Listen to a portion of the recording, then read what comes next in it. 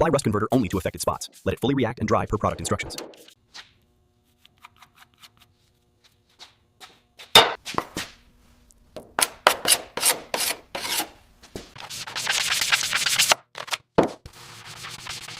Block sand to shape using a long sanding block in crosshatch patterns.